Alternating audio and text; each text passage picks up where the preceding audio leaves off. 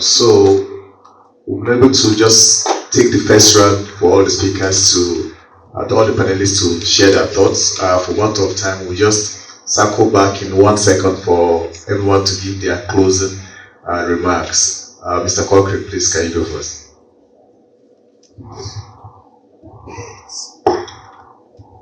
Thank you so much. I want to appreciate Mamaj also. Once again for this opportunity. And it's a vision for many of us to do this, but because of time, we can't do that. But we must come around to support her, to do what we can. And if you can't go for it, then whatever you can do, whether it's through your finances, you must find a way to support. So on closing remark, as I said earlier, self-sponsorship, it's good. True loans, if it can, help out. It's important. It's easier. You get self-motivated to also want to pay back. At a reality check, I actually asked one of the students in NCAR, and I asked her because she was asking me recently that I have so amount to pay. He's going for this LPC course, and I asked her something. I said, if you have the opportunity for someone to pay you, to pay the funds directly into the school, and you would pay back within 3 years after you have finished school, within 6 months after you finish school, would you take that? Immediately, she said, yes, I would. So I feel that if these laws, whether through private partnership, through the government, and as you said, Mamaj being our center, there's nothing wrong if airlines come together. They don't want to give the money, there should be feedback for that money to also return. And they come together and we do a huge trust fund, and we are willing to loan and say, okay, for aviators, we want you to develop in the next 5-10 years, you can pay back at this. If you are in the business of making money also, pay back with the interest of 3 to 7%, as he mentioned. I don't see anybody that would not want to fulfill his dream here. So I feel that self-sponsorship through loans would help, and through corporate partnership would also help. Thank you very much. Yeah. Thank you very much, sir. Self-sponsorship and corporate sponsorship. Thank you very much. Mr. Richard, sir. All right. My summary would be that aviation is said to be elitist. Please, that is an old saying. It's no longer valid. It's no longer elitist. Just yesterday, someone said to me that about 40% of the population in the United Kingdom fly. 40% of the population fly. In this country, we have less than 10% flying. So, the point is this: let's create the awareness, and it starts from this generation we're looking at here. Mamaj has started it. A couple of persons, I remember, Ewo Siruro, Catch Them Young. Let us drive to the school. Let's invite them on excursion to the airports. Let's take appropriate approvals from the airport authority, bring them down to see things themselves. When these young ones see these things, they know that, look, this business is not cast from heaven. Aeroplanes are not flown by spirits, they are flown by humans. The preparation for departure and arrival are done by humans. They will appreciate it, grow to love it, and pursue that difficult thing, which is funding to becoming a member of the industry.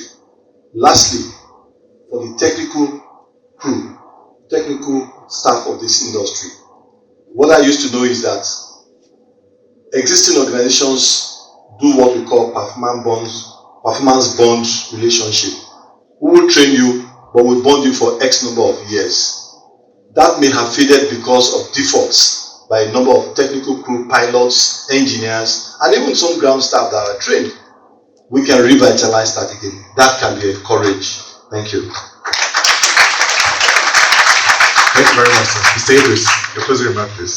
All right, thank you once again, and I want to just re-emphasize the need for corporate organizations and individuals to still come together to join in the support of creating new aviators through scholarship and sponsorship.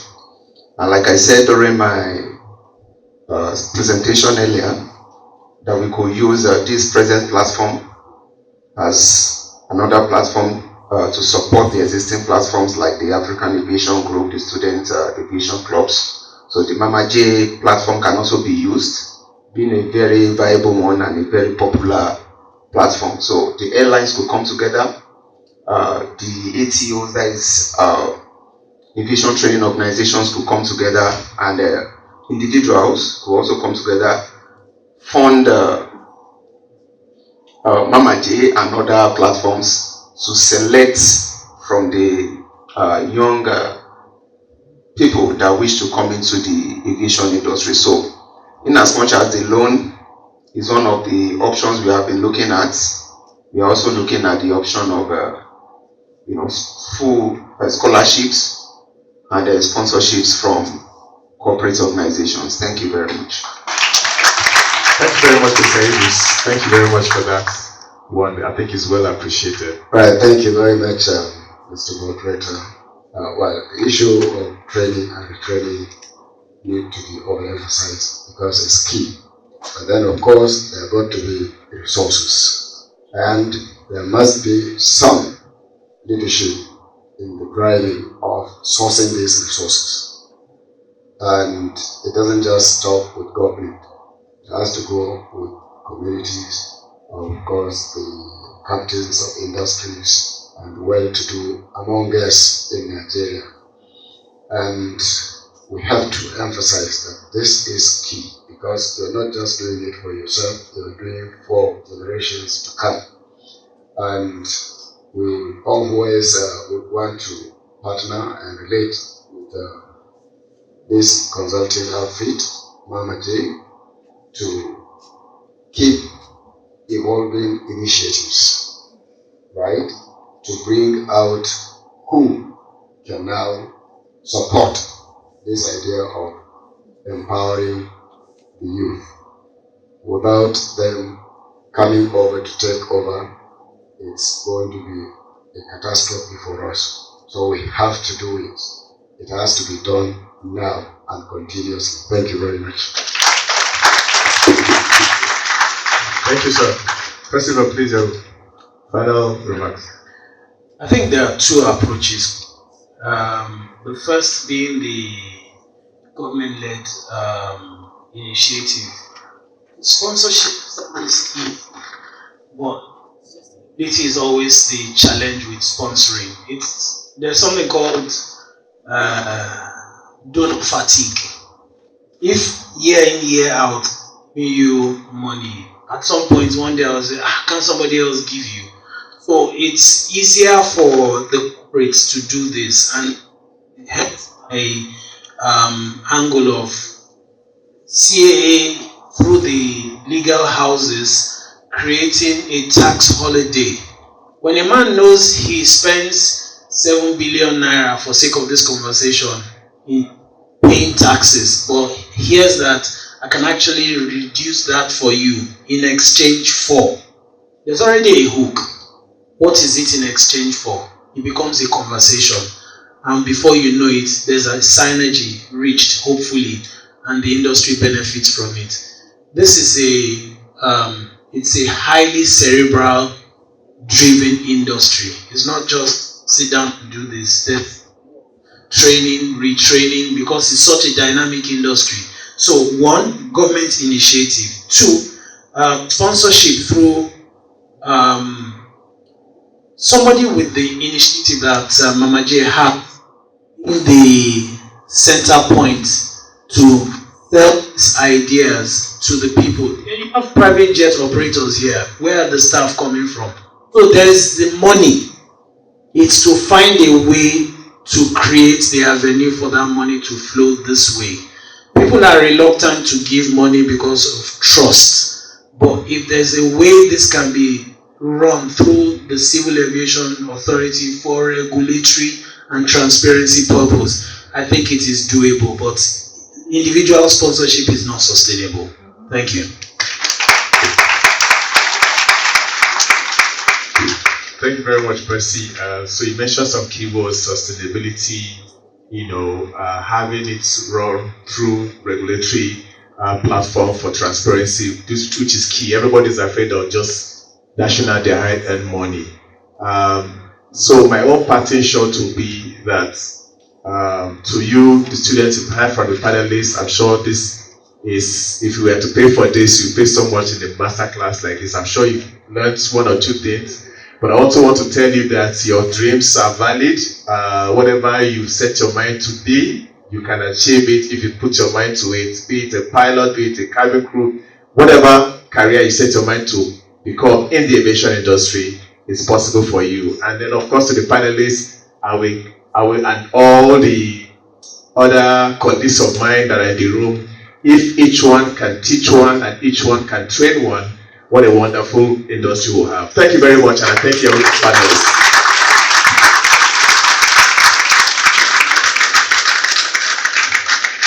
I'm sure you know that you're going to clap again because that's not good enough. I don't know whether it's the classic generation that can clap or whether it's the new generation that can clap. Please, if you belong to the classic generation, let me see your hand up. Yes, some of us belong to the classic generation. And some of you are forming that you belong to the new generation, yet you're still part of us. Okay, alright, so I'd like to recognize the presence of a couple of people here. Mrs. Kate Nana Mbebo is here. Please, let's put our hands together for her. Mr. MM is here from Dana Air. Let's put our hands together for him. I can see Valentine from Caverton Helicopters. Let's put our hands together for him. I can also see Kumbi Leshi. She's here. Let's put our hands together for her. Thank you all for coming. We're going to go out to take some pictures now, and then we'll come back and do some awards before we continue with the second part. Oh, we're taking it here. Sorry. But before we do that, fastest finger. Airtel people, are you in the house? Are you ready? Somebody's about to win free credit. On your marks, get set. 5545 0341 5783 8805.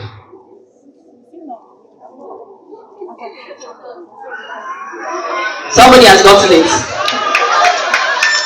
Can I see your hand up? Please stand up, let's see you. Congratulations.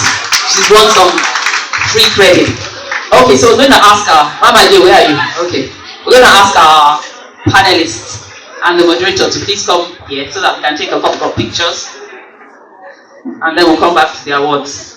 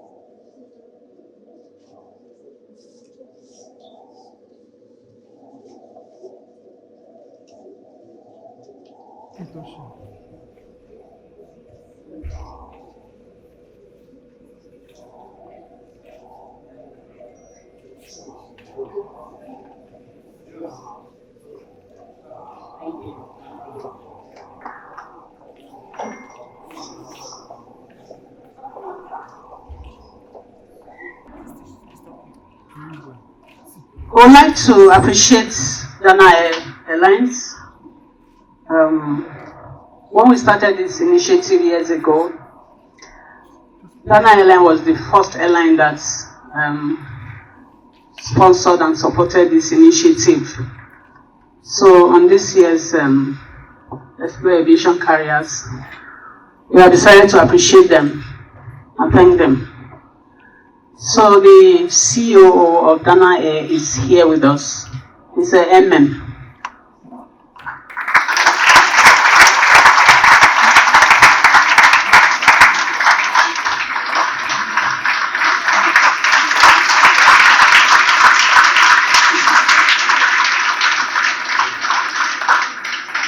I remember 6 years ago it was not funny.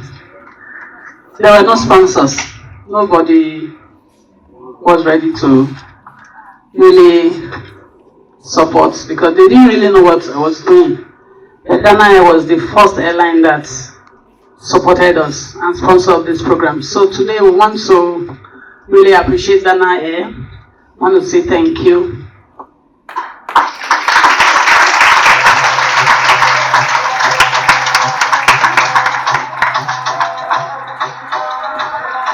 Hello, Africa. Tell me how you doing.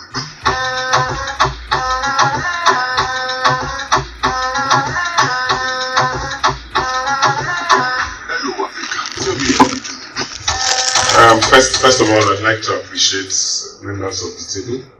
A lot of them here are my guys. They appreciate you all. Thank you for your support. I'd also like to appreciate Mamaj. I'd like to say what Mamaj is doing is very exceptional. What she's doing intentionally, she's really doing good for the industry, and we in Ghana Airlines always want to be part of success stories, and we'll continue supporting Mamaj and other initiatives that will try and make the aviation industry the best industry anywhere for people to work in. Thank you all for coming, and please, everything that has been said here, please take it carefully, intentionally, and work towards it. It will really make you a better person. Some of us have lived in this industry. We've started here. We don't have anywhere else to go. We're happy. Everybody that you see here, we're happy. We're all smiling. So that should tell for a lot that the industry is something that you can actually be proud of, and we are proud of it. Thank you very much, and thank you.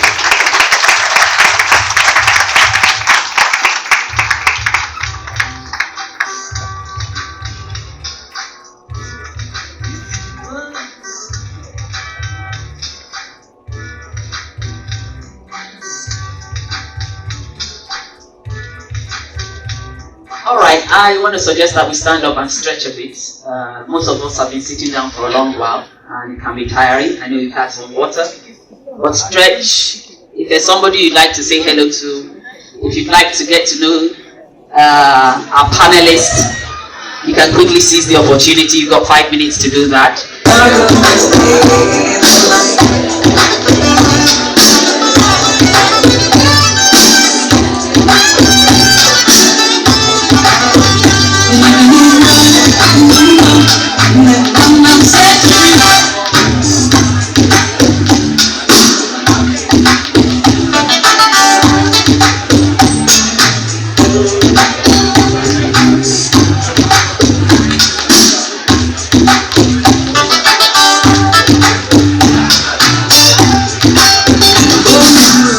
Let's not waste any more time. Let's get to the business of the day. We're going to start first, and basically what it is, we'll start with the people who are actually have careers, different careers. We'll look at them first. They tell us about their careers, the career path, and the skills that the students might need to get there, and then tell us what makes you feel good about what you do, so that, you know, sometimes one of the things I say is, when we talk to cabin crew, when we're doing cabin crew mentoring, and they tell me I want to be cabin crew because I've got passion for the job. I say, you don't know what you mean by you got passion for the job. It's when you are in that job, that's when you know whether you have passion for the job or not. When somebody tells you something that's not nice and you can still smile and do what you need to do, then you know that you do have passion for the job. So they're going to tell us one after the other what makes them tick, what makes them enjoy what they do, because I believe that they're all in these professions because they enjoy what they do. And then the schools are going to talk about how you can join the schools and what courses they offer. And that will give you an opportunity to be able to at least ask questions in that regard. And so the first person I'm going to call on is Abimbola Akonde. He's a pilot with Caverton Helicopters, and he's a helicopter pilot. So let's listen to him. Over to you, Abimbola.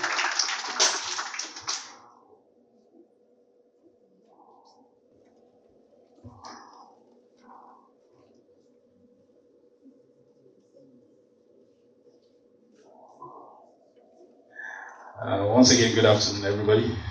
And my name is Akonde Abimbola Valentine.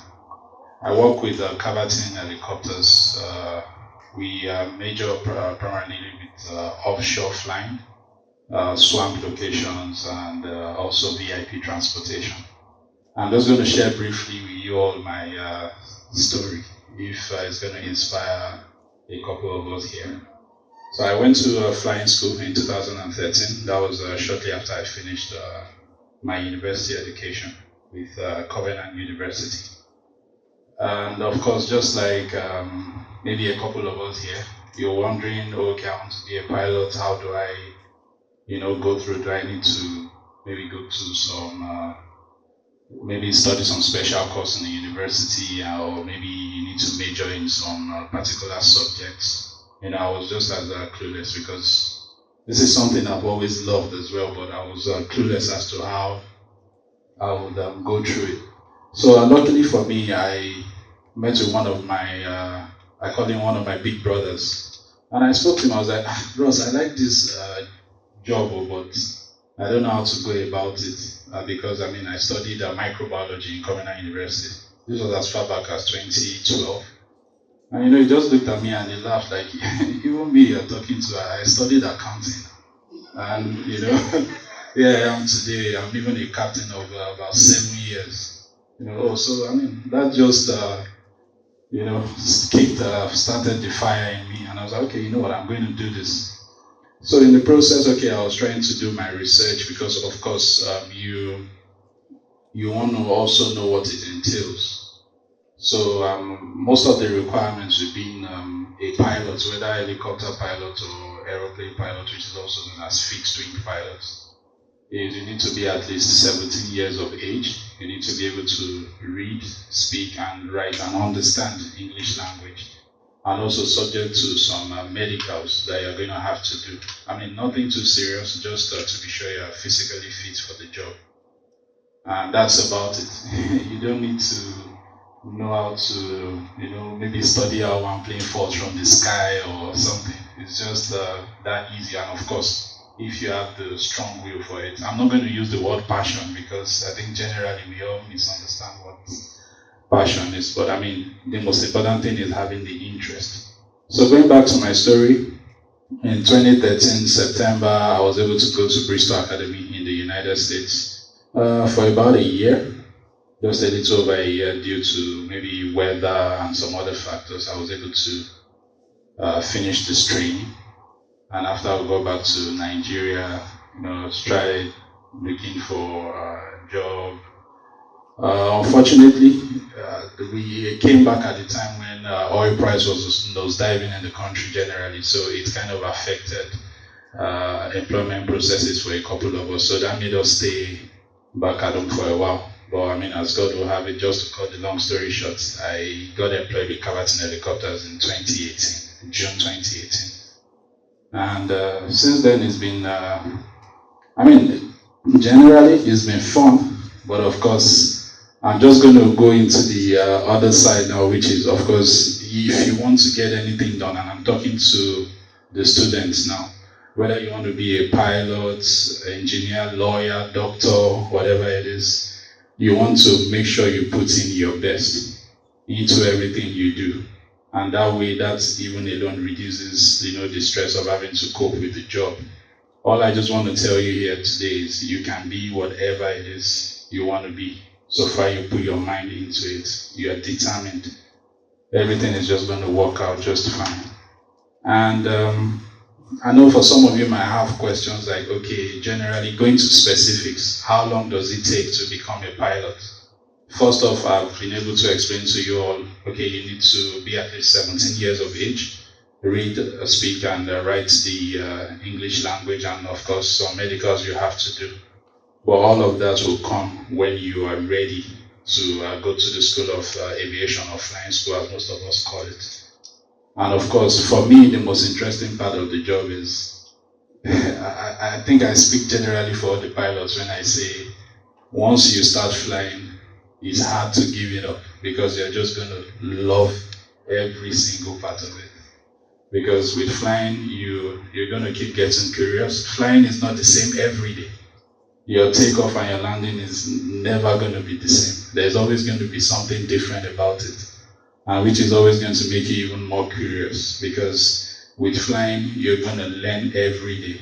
I don't know about other professions, maybe when you get to your peak, maybe that's the end of it, but even as a 25-year-old captain, you're still learning. So, and about a year, when you go to flying school, subject to maybe weather conditions, within a year you should be able to finish your training. And also it depends on your personal performance, how you adapt to the training curriculum. But generally, I mean, with most of our colleagues and general research, within a year you should be able to finish your flight training and get back to Nigeria in this case and try and get a placement. And from there, you just try and take it each day at a time, but make sure every single day you apply yourself, and make sure every single day you fly, you make sure every day is you putting the best of your ability into it. So generally for me, I'm just going to tell you all, for those that are interested, flying is a very wonderful career. Of course, there are downsides to it. You need to be very disciplined, which is as applies to every other thing you want to do. You need to be disciplined. It's time consuming. Of course, you might be working more, and flying also takes you away from your family sometimes. You know, you have to travel out of the state, out of the country in some cases. So it's demanding. But of course, the training is also a bit on the high side, and no thanks to our dollar rate now in the country. But generally, I believe there are some companies and schools, consulting firms that might be able to help with sponsorship or scholarship, as the case may be. But generally, flying is fun for me. And I think on a final note, I can say, if I have to choose this career again, I won't even think twice. Thank you all for your time, and I hope I'll be able to impact the viewers.